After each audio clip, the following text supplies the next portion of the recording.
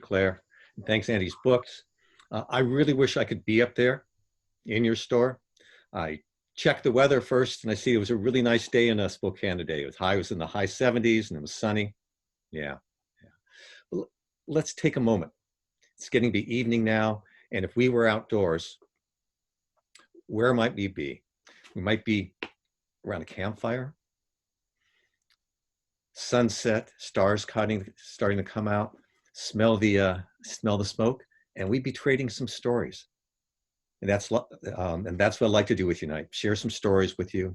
Thank you for being here. And you came for stories, so I'd like to dive right in with from Journeys North here. And I'm going to start near the end. We have covered 2,600 miles. We need 3 days and 2 more nights. We have just passed the last 2-lane paved highway before Canada. We are camped in a gravel, deserted parking lot. And here we go. First excerpt for Journeys North. Yeah. One flake was how it began. The first flurries started in the middle of the night, and they were as soft and harmless as photographs in a winter calendar. There was enough to catch in a tongue, then enough to stick, not enough yet for me to get out my camera. White splotches marked the ground. Evergreen boughs frosted white. It was so beautiful you could pinch yourself if you watched from inside a window. But as the night wore on, the snow began to build and pile up and to grow increasingly heavy. Our nylon tents, pitched in a deserted gravel parking lot off Highway 20 at Rainy Pass, started to sag. The first time I got out to knock snow off our tent was 2 a.m. Blazer, the young woman camping near us, Blazer didn't hear me as I brushed the snow off her tent as well. She'd been restless and groggy when she went to bed. Her tarp tent had a single pole located right next to her head. Aside from that, the structure relied on tent stakes and tension to stay upright.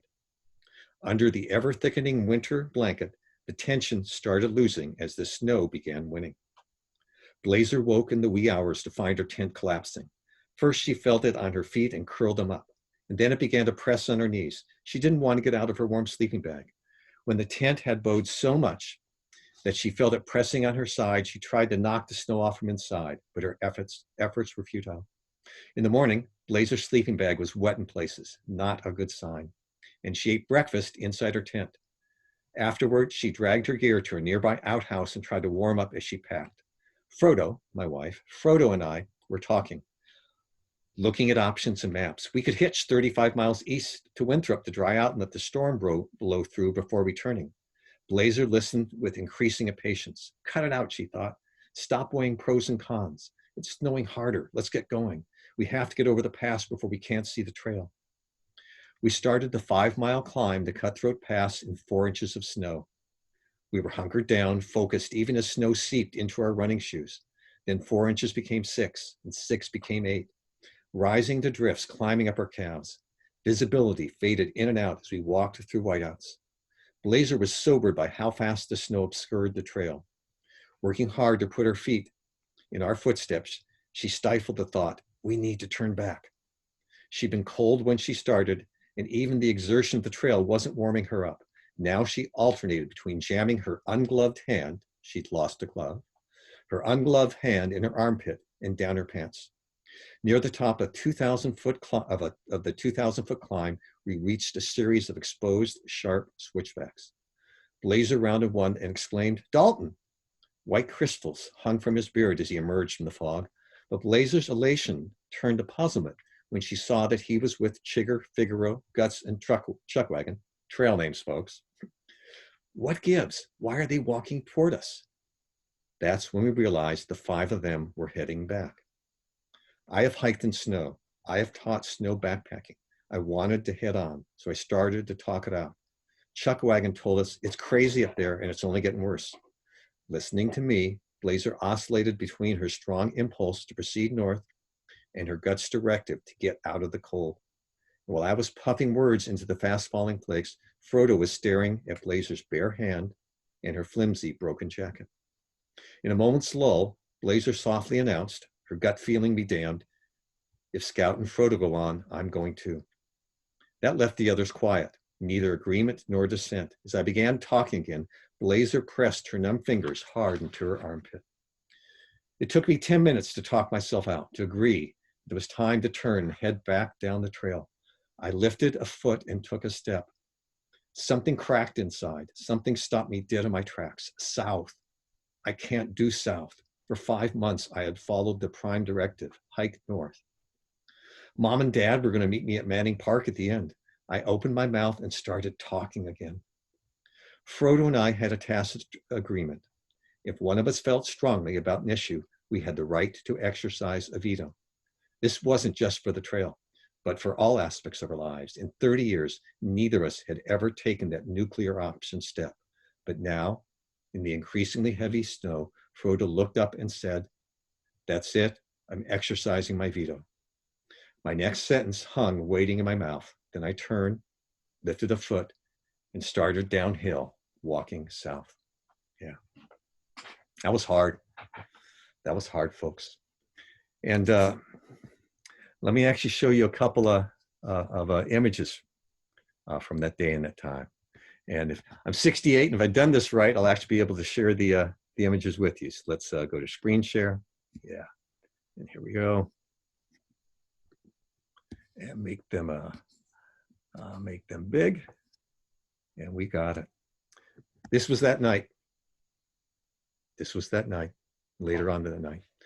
And then this is us already 1,000 foot further down, retreating. Chuck wagon in front, Guts behind him. And there's Blazer. She's smiling. I think she's only smiling from the camera, but that's now not how she's really feeling. Yeah. Yeah.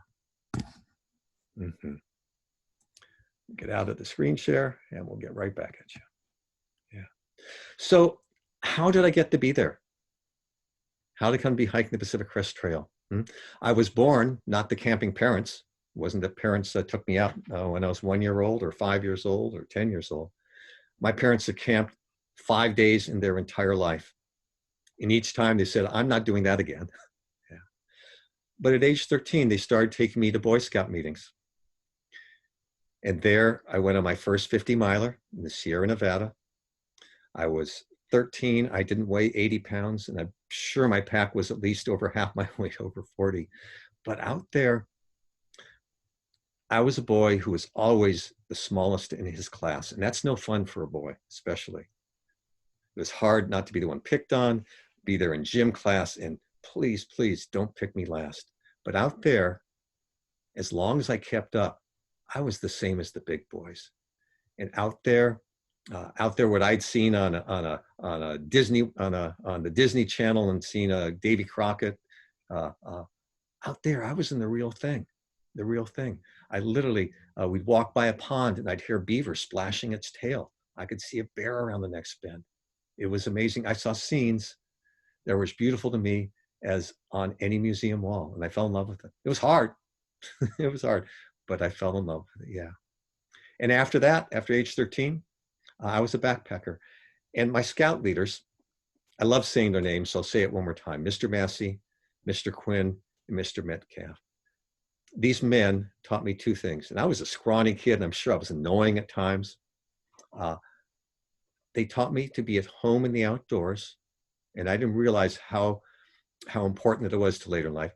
And they taught me to like myself. Two important things. So fast forward to college. I'd still backpack during the summers and stuff. And post-college, give me a break, I was a math major, but I ended up running a summer camp. And I've never put that math degree to real use since then. And at summer camp in year 3, I met my wife there as a counselor. And I don't think we ever had a first date. I think we only had a first backpack. And if you hadn't been a backpacker, I don't think we would have gotten married. So that voice is my wife. And you'll hear her coming in from time to time, and she'll even join me a little bit. And that's right. I am so glad I'm a backpacker, because I don't think she would have married me. No, not at all. From there, we had our kids. Our son, we took backpacking 3 times before he was 1 year old, a bit to my own parents' horror. And you can draw a straight line from there to the 1990s, when we started getting into our head, we'd like to through hike the Pacific Crest Trail. Wouldn't that be neat to do right after our kids are grown up? 2003, we set out to through hike the John Muir Trail, 211 miles. And we want to see, will we come off it? Will we finish that with the same drive? Because you have to really want to do this. You know, even go out for a week, you have to really want to do this. It's hard. It's fun, it's amazing, but it's hard too. And obviously we did, because in 2007, we set out to hike the Pacific Crest Trail. And when we did, one of the things I found is now 13 years later, I'm 68.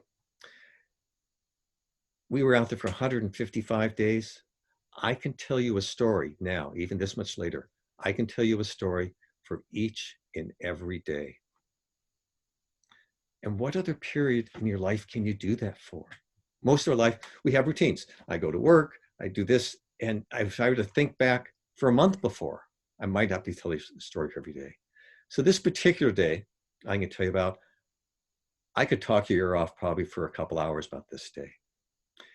And this is the night after we retreated to Winthrop with our tails between our legs. We are wet and sodden. And we have, we're sitting around a table with, soon to be with a group of 10 of us. Yeah.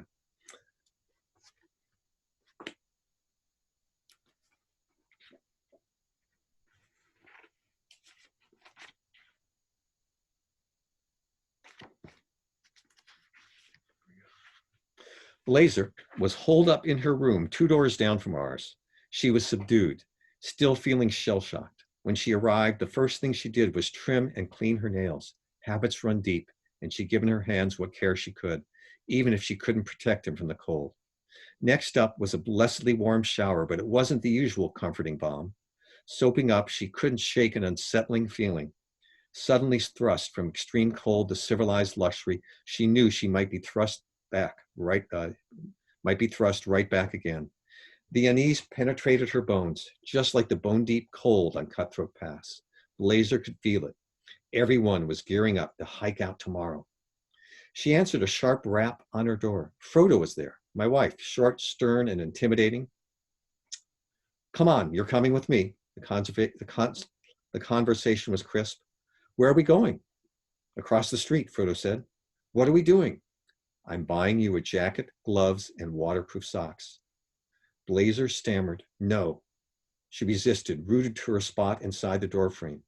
I'm a burden again, she thought. I've been bailed out too many times, no more, not this close to the end. Frodo looked up at the tall young woman and crossed her arms. I don't want to hear an argument, you're coming. What was Blazer to do? Her trail mom had spoken. Yes, ma'am. At Winthrop Mountain Sports, Blazer steered them toward the least expensive jackets. No, try this one, said Frodo. What color do you want? That's what broke Blazer's shield. I get to pick the color. I'm getting something new. Inside her still was the 5-year-old girl who'd stared up at her mother, paying with food stamps. She burst out with a smile. Soon after, Blazer walked out of Rita's store, clutching her new clothes in a bag. That night, we devoured pizza at a long table at the Riverside Grill. Our number had increased from 10 to 11. The 2 of us, a couple, 1 pair of friends, and 7, like Blazer and Dalton, who'd largely hiked on their own. For 2,600 miles, we'd made our own decisions. Dalton said it best. We've all become fiercely independent. We'd also absorbed the latest information. Rita's weather forecast was bleak. We couldn't wait it out. It also wouldn't help to rail against the unheard of early snowstorms. We had a short window now to try to finish the PCT or no chance at all. From Rainy Pass, we had 61 miles to Canada and 8 more to Manning Park, 3 days and 2 nights, that's all. Our last bailout point was halfway at Hart's Pass. There, the PCT crossed a dirt road that led 18 miles out to civilization. And just a few miles after Hart's Pass, there was a yurt near the PCT. We could stay there the second night, that is, if we could reach it. All of this begged the question, would we die hard iconoclasts all? Would we work as a group? We laid down the parameters. We stay together. We had a designated front and rear who always stay inside of each other. But what about peeing and pooping? Chigger popped off an answer. I expect to find I expect everyone to find something interesting and look the other way. We talked on. The best navigator was Disco Dan. He'd stay right near the front, next to Frodo in the maps. We spoke of what can happen in the cold, not eating or drinking enough, hiding when you're hurting. From my scouting experience, I offered, we should have an old-fashioned buddy system. Each person keeps a close eye on the other. And if you're not peeing, make them drink. If they're not eating, get out an energy bar. Watch closely. You need to know if the other is in pain. When was the moment? When did we cast in our lot? There never was a vote.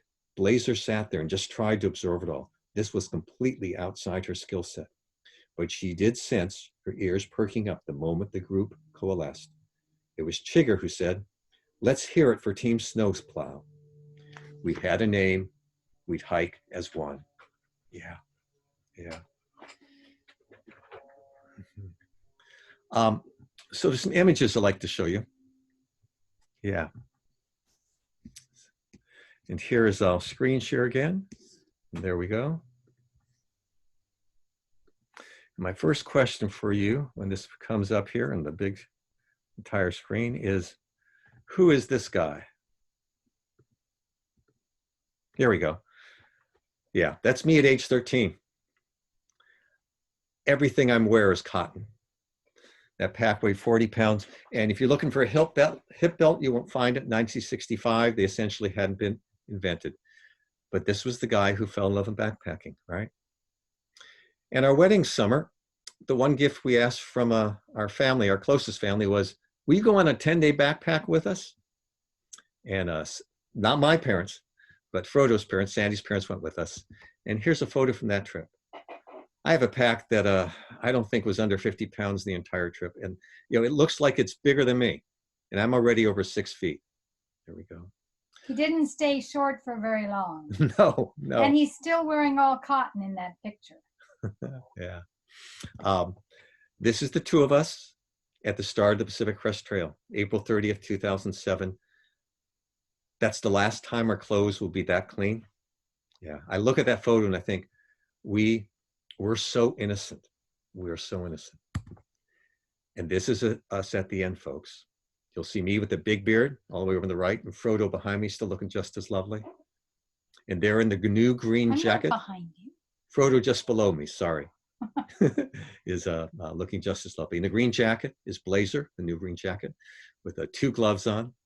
Below her is Dalton with the red beard. Back above her is Guts, and there's Chuck Wagon again with the thick beard, and a couple others we picked up to finish with. And most of you know the Pacific Crest Trail. I thought at least once I should put up a map so you can see where it goes. If you drove a straight line, drove up Interstate 5, it'd be 1,100 miles, but no trail goes in a straight line. This trail curves its way up the crest, California, the Oregon, and Washington. You can see that one big bend just before the Oregon border. And there's a day in there. It looks tiny in this map. There's a day in north. You've been hiking north, all this way, and you hike south for a full day, and you go, what's wrong with this picture? And this next photo is not for the squeamish. This is what we did at the midpoint. No. Yeah, I'm going to show this photo. Here we are. We shaved our heads. And if you wonder why we did it, at this point, I'm going to say, you're going to need to read the book, folks. You're going to need to read the books. Yeah. So I'm going to back out of this. Actually, I'm going to next picture. And I'm going to ask you what all these folks, all of them, have in common. They are standing at the border monument. They're all that day getting ready to start the Pacific Crest Trail. All those folks in that picture slept at our house the night before. We live in San Diego. We're what's called a trail angels. A year ago, 2019, over 8 weeks, we had 1,200 starting Pacific Crest Trail hikers sleep at our house. We're either crazy or you want to lock us up. Yeah. These folks flew in from here, there, and everywhere. They can't take, when you fly in, you can't take canister fuel. We have canisters at the house. We feed them. They have a chance to make friends because 95% of folks start the trail alone and they make friends out there. The drive to the trailhead is 60 miles east of San Diego, middle of nowhere. And if you did it on your own, if you weren't going with a friend, it takes 3 separate legs of public transportation. And then when you get out there, you're a mile or more from the trailhead. There's no signage, and you could camp by the Border Patrol station or the old Youth Detention Center. Some folks would call their day zero their worst day on the trail, which is why we started doing this. We've been doing it for 15 years. And the next image, I'm going to take you there for a moment. The local ABC TV news channel came. They did a 2-minute piece on us. And so you can walk into our house during the height of Trail Angel season and see what it's like. Here's where I cross my fingers for a moment because we need the PowerPoint gods to deliver the sound. But let's hope it goes. Ready? One night we'll do chicken paprikash, one night Mexican bar, one night meat chili. For Barney and Sandra Mann, cooking dinner for their large family is nothing new. We'll see you in a minute. This evening is no exception. Oh, from Los Angeles. Yeah. But this family dynamic is a little different. We talk to each other differently out there, and I love that. We treat each other differently. Gathered around the living room, these aren't relatives, but rather a family of hikers about to take on the Pacific Crest Trail. More hikers? Their first stop is Barney and Sandra's. We're famous in this little tiny community. If you talk to someone who's done the PCT in the last 5 years and ask them if they know who Scout and Frodo are, they'll say yes, even if they didn't stay with us. Scout and Frodo are Barney and Sandra's trail names. You're on the trail and you do something usually stupid, and someone says, "Oh, that should be your trail name." For 15 years, they've been the starting point for the 2,650-mile, 5 to 6 month trek from San Diego to Canada. I mean, it's really cool that your experience can start before the trail actually starts and to send you off in such a positive manner. That's where dinner comes in, along with some advice from Scout and Frodo. One of the things I found that the trail has often taught me time and time again is not to judge. Please always be courteous and gracious. If people offer you help, be grateful for it and let them know that. And as they bid farewell to this group of hikers, We've taken out over 1,200 people. Yeah, everyone has stayed at our house. There we go. their own journey is about to end. I feel like it's sad to see it end in one aspect, but it's also amazing that they've had 15 like really quality years with so many hikers. Frodo and Scout will hang up their hiking poles and stop hosting next spring. The end of the trail for these trail angels. One more year left. Yeah, we'll do it for one more year. It's been 15 years. We will be gloriously sad and also a little bit happy too.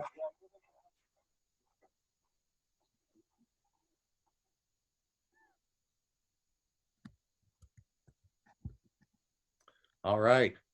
So a little announcement for those who don't already know. This year, 2020, was supposed to be our last year hosting hikers. And you all know what, of course, had to happen. We could not have people in our house. We had 1,200 sign up, and we had to tell them, I'm sorry, we can't. We had hundreds of boxes already in our garage.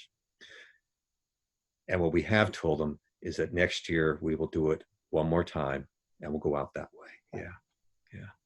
So I'm going to invite my wife in here because this, by the way, is what 43 years of marriage look like.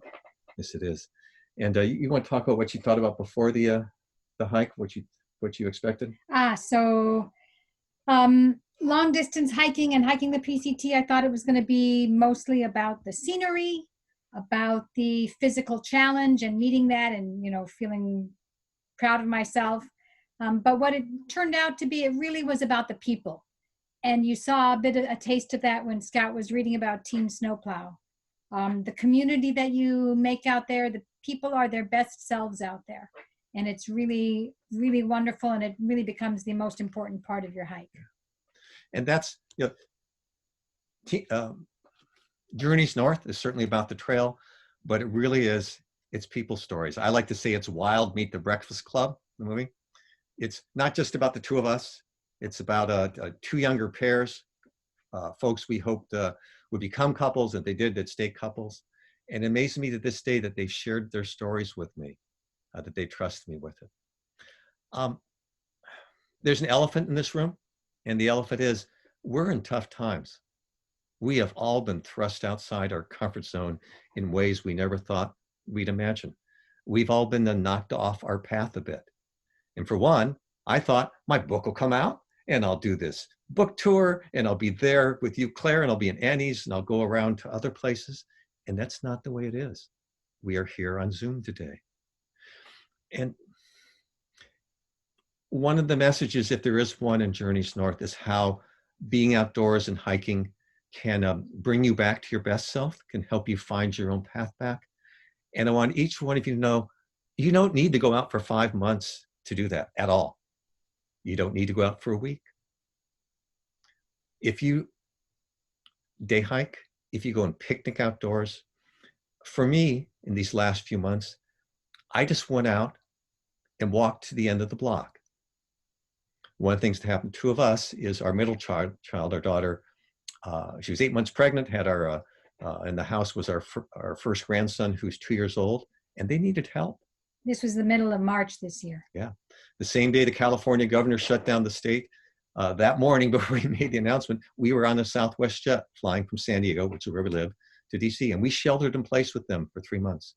And every day, 11 o'clock, I would walk out the door with our grandson. And just by walking out, it was different. It was different.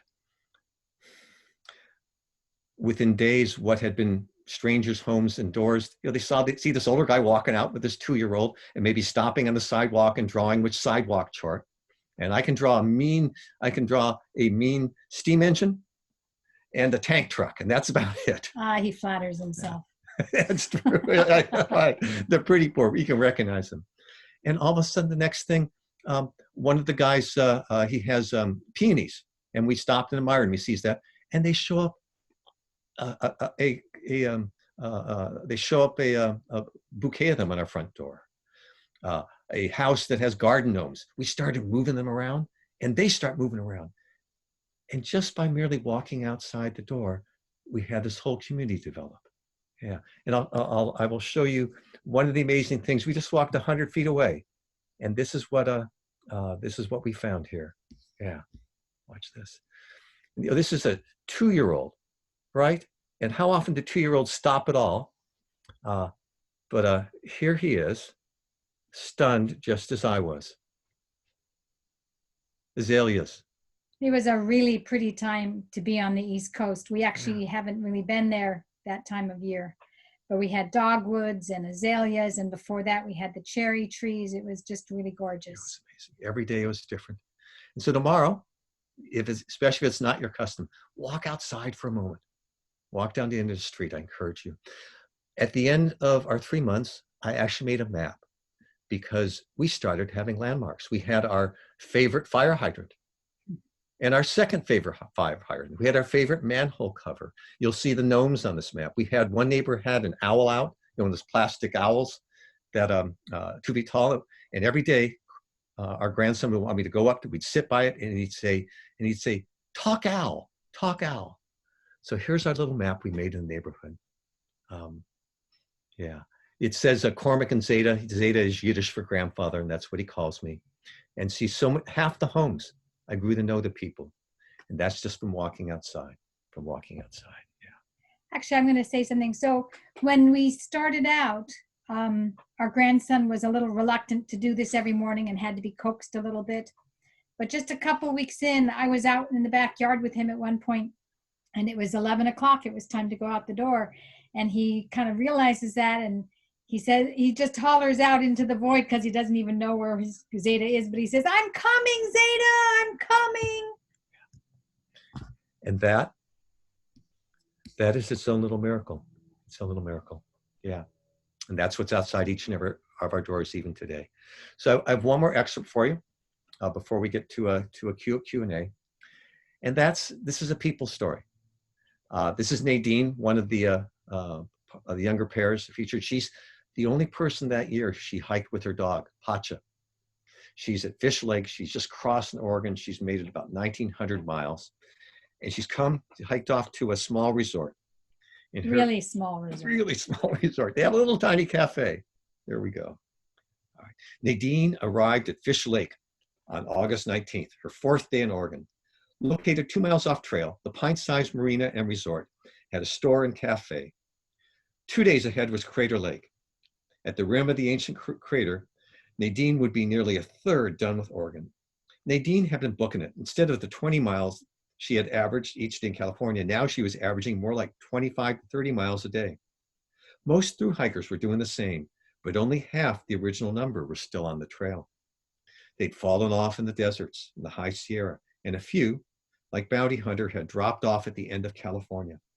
On the opposite end of the spectrum, a handful had closed in on the finish, and 3 hikers had even reached Canada already. The first, Eric D., had reached the Canadian Monument on July 29th, and then he turned around, storming back south. He was attempting a PCT yo-yo, traversing the entire length of the trail in both directions the same year. Only one person had successfully ever completed a yo-yo before. Eric D. was flying under the radar, keeping his attempt largely to himself. At Fish Lake, Nadine and Pacha, her dog, ordered 2 hamburgers with and without a bun.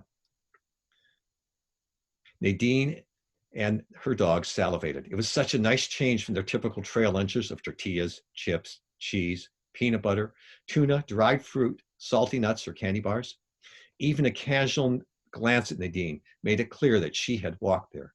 She was a distaffed Grizzly Adams with a half-wild dog that had just dropped in on the cafe. Soon, a group of women surrounded her, asking all sorts of questions about the trail. As they devoured her stories, Nadine stood at the center and glowed. She felt like a superhero. One offered, "Can I buy you lunch?" At this, Nadine demurred, for prying herself away to find a quiet corner to eat. She'd only been alone for a minute when a guy walked up and introduced himself. "I overheard you talking about the PCT. I'm a thru hiker too." He'd been sitting there the whole time, listening to her and the other women. "I just wanted to say hello. I'm Eric D." When it eventually came out what he was doing, Nadine grew red behind her freckles. As the two of them chatted, she couldn't help but think, "I feel like such an ass. He's the real deal. He's yo-yoing. He's the one they should have been talking to, but they surrounded me like I was a celebrity." And there was Eric D. sitting in the corner, just being cool. Yeah. Want to end before we get into the Q&A with a couple of endorsements, right? I spent 10 years writing this book. And as I did sometimes late at night or gotten up at 5:30 because the next sentence had popped in my head. If I don't get up, I might lose it. I only dreamed like things like this might happen. So this morning, somebody I don't know sent out an email to me. And here's what he wrote. Here's what he wrote. Journeys North is fascinating and heart-wrenching and uplifting all at the same time. I'm an avid reader, but seldom have I found myself this drawn into a story. You have a true gift. My gosh, any of those early mornings, I would have died to know someday I'm going to get something like that. And I like the one this morning that came in from someone we didn't know who said, Journeys North is now one of his very favorite books. Oh gosh, yeah. So she said last time I didn't show the cover enough. So she was going to make sure that we do it. I have one other endorsement, and this is the last time I'll switch away to screen share, but this is a really important person in my life, and he's got his face buried in the book, right? So I just had to show you. Here we go. And we'll, there we go. And one more share. Yeah. Too many steps. Too many steps. And here is this young man with his face buried in Journeys North. Thank you for bearing with me. If I don't show a picture of him in my talk, I have to turn him up my grandpa's license. That's right. The way I want to end before we get to Q&A is I really want to give a shout out to Andy's and the independent bookstores. You know, we talk about the rest of us hurting. What's happening to independent bookstores these days? Yeah, their whole business model's been thrown for a complete loop. And I'm hoping that each one of you, when we get off, and I'd like to be my book, but I'm hoping tonight you'll go on and buy something from Andy's. We buy it from a friend, buy it for a grandchild, buy it for someone else in your life. Because I get this picture in my head. Most of us are familiar with the story of Peter Pan. And you remember the moment when the fairy Tinkerbell, I forget where she was poisoned by Captain Hook, but she's dying. She's dying, and she says, Tinkerbell's a fairy. She says, people don't believe in fairies anymore. And whether you're watching this from the stage in the audience, or whether I'm in a movie theater. And what she says, what Peter says, is that people still do believe. And Peter turns, I'm gonna tear up now, sorry. Peter turns to the audience and he says, if you believe in fairies, clap your hands. And I like to believe I was one of the first ones that did. And we sat there in the theater and we clapped our hands till it was a rousing ovation. And I feel like that's the same thing we need to do for Aunties and the rest of independent bookstores these days. So I hope you'll join with me. And I told Claire, I'd be really clear. Actually, there's, I won't show the image. I had an image teed up of Annie's bookstore from the inside, glorious bookstore. I wish I could be there. And so Claire, have I given you enough notice to begin question and answer? Thank you so much, Barney, and thanks for those kind words. And I also feel like Aunties is a very special place. So if you ever get the chance to visit us, I hope you will. I will someday. Oh, thank you so much. And thank you for that wonderful presentation. And we'll move into the Q&A now. So let's see. So we have one person who is wondering, oh, and just before I get going, just feel free to send me your questions using the chat at any time. And so we have one audience member who is wondering, what was the hardest part of the trail, physically or emotionally?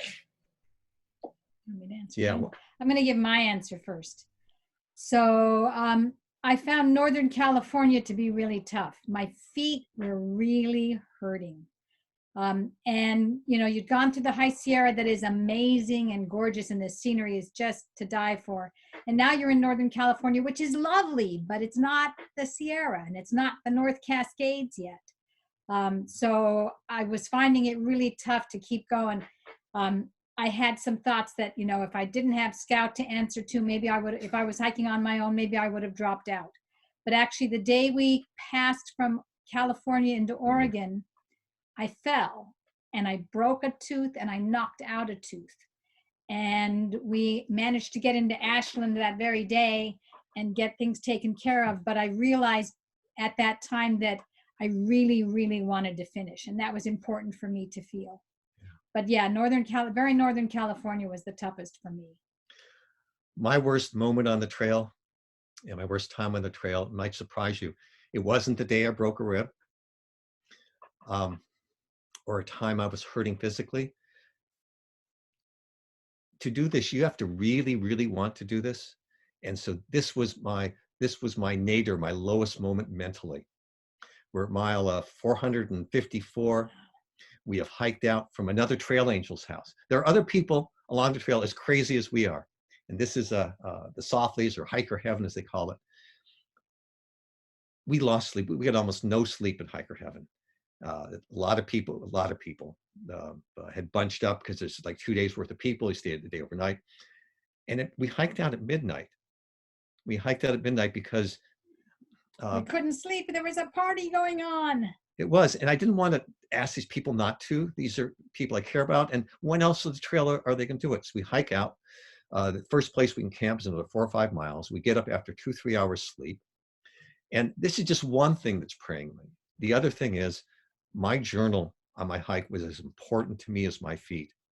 And if I didn't, when I got to bed, if I hadn't finished writing my 400 or 500 words, telling some stories about that day, I felt uncomfortable. And I'm 2 days behind. And the next morning when we get up, our practice was I would carry the food and she'd carry group gear. And I had insisted on this next leg, oh, let's go 5 days, not 3. There was a little place we could have resupplied after 3, but I didn't want to mess with it. So I'm not carrying 5-person days worth of food. It's carrying 10. And it's my fault, so I can't tell her. So at the end of this day, we've hiked 24 miles that day. Oh, and he had this blister that was an open sore. He was just weeping. So I'm tired as I barely can keep my eyes open. I can't say a word about my pack because it's my fault. And it's really heavy. I'm behind in my journal. I have this blister that won't close. And the moment that it broke, the moment that I went from just feeling bloody awful, was when we finished that day and I finally broke down and told her I'm hurting. Yeah. And she said, tomorrow morning, for the first time ever on the trail, we won't hike at 6, we'll hike at 10. You finish your journal. And that was a turning point. So I know that was maybe expecting a short answer, but that's my answer to the question. Yeah, thank you for asking. So Taylor has a question. What's on the cover of the book? Is that from the trail? Oh, Good question. yeah. So actually, why don't you show them the original? It's in there. Okay. So there's a well-known West Coast artist, largely does. I see someone else looking at their book. Yeah, thank you. You can show it too. I love this. This is the most, used to be when we took photographs, or we took photographs of film, the most photographed scene in the trail. Thousand Island Lake out behind Mammoth Lakes, and that's Banner Peak. This is the original that he painted. This doesn't do justice by it. It's gorgeous and it's rich colors. Yeah. Actually, he did two. I actually kind of like the other one better, but it's not the right aspect. It's yeah. Side to side. This is actually the only time that the Mountaineers books can ever recall that they commissioned original art for it. His name is Obi Kaufman. He's not on, but let me give you a shout for him. He has a book coming out in a month too. I have to say my first reaction, you didn't ask this question. So what did I think when I first saw the cover? Because I knew that they had commissioned the art. I got the cover during the day and I said, I'm going to save it till that evening. I would save that evening to open it and I'll be around Frodo. And we were sheltering in place in DC, and our daughter, maybe her husband. So I opened it up on the screen and they're starting to exclaim about, oh, it's so beautiful. My first reaction was relief. And why was I relieved? Because there'd been all this buildup. And what if I don't like it? So I was relieved that I like it. Oh, I love it. Oops. So this is we have a comment here from Carrie. She says thank you, and she looks forward to reading it. She hikes a couple of times a week and backpacks several times over the summer. Short-term goal is to hike a week of the PCT, and her long-term goal is a thru-hike. And then Nicole says hi. That's our daughter. Our younger daughter. She doesn't have any grandkids for us yet. No pressure, Nikki. And then we have DB and EB ask, they said, thank you so much for hosting us. Actually, yes, they say thank you so much for hosting us in 2019. And they said they didn't expect to see themselves in your video, and they wonder what your favorite trail experience was. I love it. I'm so glad you're in that video. Yeah, yeah. What I did notice also was that Taylor, who I think is on this, is also in the video. She was in the call. And I forgot the question. What was our favorite trail experience? Favorite trail experience. Yeah. Favorite trail. You got the first one? No. I have so many. So let me tell you, a question I find a hard time with is we're often asked either that or what was your favorite place in the trail? And actually, those of you out there who have thru-hiked it, I feel a tiny bit, when we've done this 5 months, I feel a tiny bit like I have the Smithsonian's Hope Diamond in my pocket. The Hope Diamond has 58 facets. And I'm sitting there looking at it now, and I have to somehow pick one of those facets and tell you about it. But you go ahead, you got an answer. So I thought of one thing. So there's something called Hike Naked Day. You're going to talk about that? It's June 21st. It's the summer solstice, and it's a tradition on long trails that you're supposed to hike naked that day. Well, we were in the High Sierra. We were in the Ray Lakes area with a bunch of friends, and there were a ton of mosquitoes. And I wasn't going to hike naked, but, one of the guys we were with said, oh, there was no way he was going to hike naked. Never, not in a million years. And I said, okay, well, I won't do it unless Go Big does it. So, then she thought she was safe. His mind. So we ended up stripping down just for a tasteful photo from behind, but the mosquitoes were so bad. I think I was the only woman in the group at that point too. Yeah. She looked real tasteful from behind. We got one photo from behind, and I'm not going to show that. No. In fact, she's made me swear not to. But I will tell the story 5 days later. And what she didn't mention was our son was with us. Yeah. During this time. So we all did this tasteful photo. 5 of us, including our son, were naked together. He hiked out that day, And he hikes Because out. we were with a group who had brought us food in over Kearsarge Pass. Yeah, and he hikes out over Kearsarge Pass. And he decides he wants to indulge in hike naked day. He's 25, 24 at the time. 5 days later, we have a young pair of young ladies who are through hiking, OJ and Ricola. And apparently they've been 2 hours behind us For days. and been trying to catch. We know Scout in front of us, just in front of us. And they'd ask people going the other direction. 9 o'clock at night, 5 days later, we see some headlights bobbing the trail, and we call out, who's that? And they say it's OJ and Ricola. And they come into our campsite, and they can't wait to show us this photo. And so here we are 5 days later, and the photo that they show us on their phone is our sons bare naked behind. Because they met him as he was hiking out over Kearsarge Pass. And it's closest up photo. So what do I do as the good, responsible parent? He takes a photo of their photo. And as soon as we get screen. Mammoth Mountain, for that day's journal entry online, I post this picture of my son. There are consequences. Okay, but what about, is that your favorite? It's a favorite. I like telling that story. Lots and lots of favorites. Lots and lots of favorites. Okay, we have a question from Paul, and he says, what hike, foreign or domestic, is at the top of your bucket list? So I have a real bucket list. Scout just kind of goes along with it. So we're supposed to go to Patagonia in January. I'm not sure if that's going to happen given the pandemic, but that's next on the list. We did do some hiking in the French Alps a year ago, and that was amazing. And now we have to go back to the Austrian Alps and the Swiss Alps, I think. There's more Alps. I didn't know.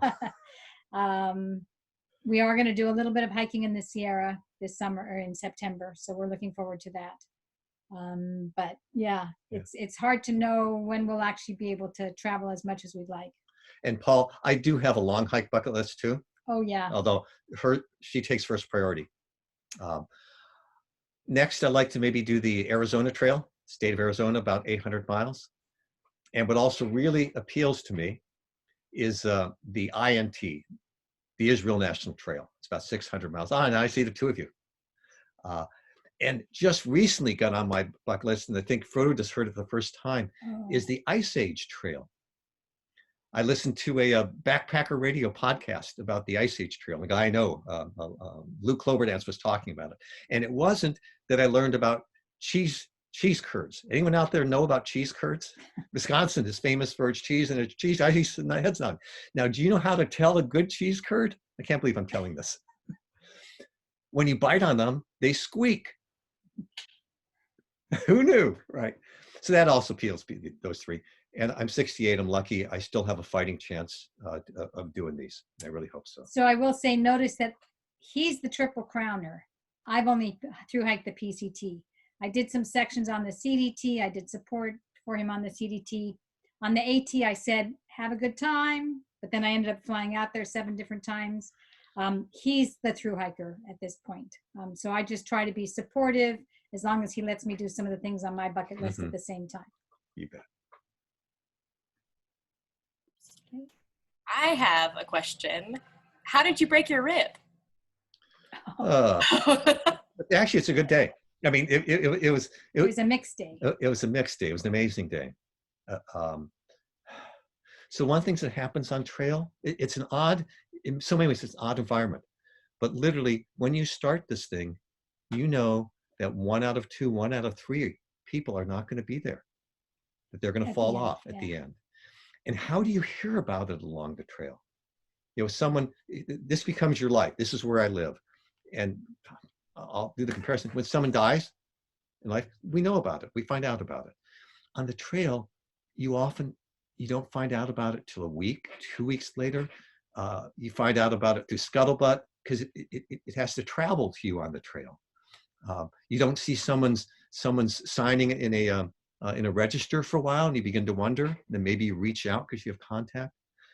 But on this day, for the first and really only time the entire trail, we had someone announce in front of our face, "That's it, I'm leaving." Bounty hunter, great guy. We were 2 miles. We'd gotten back on trail after stopping in Etna, which calls itself the edge of civilization. Northern California. We hiked 2 miles and I come across him sitting with Blazer and Figaro, and he's called it. He says, the trail doesn't have anything more for me. I'm turning around, I'm walking 2 miles out, I'm hitching, and I'm going home. And it feels a bit like someone, it does, like someone's dying. They're going to be gone. They'll be out of your life. And that was that morning.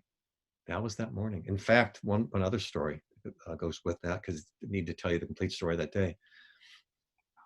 You're out there for 5 months. You're in some of the most horrendous conditions. You know, physically and mentally, stuff happens. As I get to, I broke my rib, right? Frodo had a tooth knocked out. The entire 5 months, I never once heard another person speak a harsh word to the other. I heard about 2 instances, and this is one. Bounty Hunter has quit. He's there with Blazer and Figaro he's really close with, and he's saying some final, here, I'll get 3 up right here. He's saying some final words to him. And I think you and I have already passed by. We've already passed by. We realized they want to be together. We said goodbye, and we walk on. A young woman who had literally, in some ways, chased after Bounty Hunter for 1,000 miles, and not because she was sweet on him, but Bounty Hunter presented to her a way out of her life. For 10 years, she'd been a programmer, hated it. And Bounty Hunter presented to her with, you too can earn a living by playing piano, her real love. Bounty Hunter makes a living being a piano accompanist. And so she wanted to catch him and hear more about this way of life.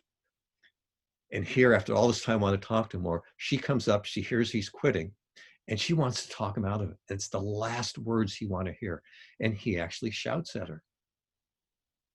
And she walks on. She walks on. Pretty crushed. Pretty crushed. Half hour later, Blazer and Figaro come by, having said goodbye to Bounty Hunter. And the first words out of their mouth was, not a moose, that's her trail name, not a moose. Bounty is just so sorry.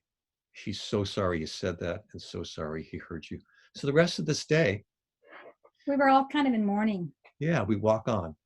And we had, toward the end of the day, this is an area in Northern California where there's no lakes, or if they are, they're way far away. Give me a break. And we know toward the end of the day, there's going to be a lake. What was the name again? Man-Eaten. Oh, Man-Eaten Lake. I don't want to call it. And it's beautiful. But I'm a little bit worried. We want to get to the next trail town, Sand Valley. It's at the end of the day. It's 500 feet straight down to get to it, and 500 feet straight up. And I'm a little bit the adult. The other people are younger. As we get closer to it, I surge out ahead, because Frodo was, her feet was hurt and thought that she would do it. I think I'm going to get there. I'm going to look down, and maybe I'll be the voice of reason or maturity, and I'll tell folks, it's really a bridge too far.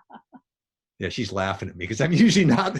I'm usually more the 8-year-old. But in this case, I was going to be the voice of maturity. We get there. I look down at this lake that looks like it's been picked up whole cloth and transported from Sierra Nevada. Any thought of mine of missing out this is gone. I'm the first one who's stripped down to their, to their skivvies. And you skinny dipped. I did, but going down the slope, okay. I'm wearing a little something. Oh, okay. I'm wearing my hiking shirt too. Going 500 feet straight down. I leave Frodo a note. Jump in the water, and we are skinny dipping along with the others, with Blazer and Figaro and Not a Moose. And as I get back out, this is the edge of a lake, right? And I plant a foot down, and it's wet, and I go down like someone had struck me with an axe, and I land right here, and I crack something. I knew at the moment it happened. And the next 2-3 weeks, I know, or more, a little bit more, anytime I want to laugh, I'm going to have to hold right here. If I want to cough, forget about it. If I want to breathe deep. And those who've been on a long hike, you'll know what happened. The next part of the story is, it took me 2 days before I fessed up to Frodo and told her I was hurting. Yeah. So that's how I broke a rib. Oh gosh, that sounds very painful. So we're out of time now. I just once again want to thank everybody so much for coming. I have posted the link to where you can buy the book at auntiesbooks.com in the chat. Thank you so much, Scout and Frodo, for being with us here tonight. That was just a really special presentation. It's so fun to hear about. And I really do hope you'll visit us if the pandemic is ever over. But thank you so much. Have a wonderful night, everybody. Thank you. Thank you. Thank you, everyone, for coming on a Saturday night. Thank you for doing this for us. Appreciate it. Linda, you bet.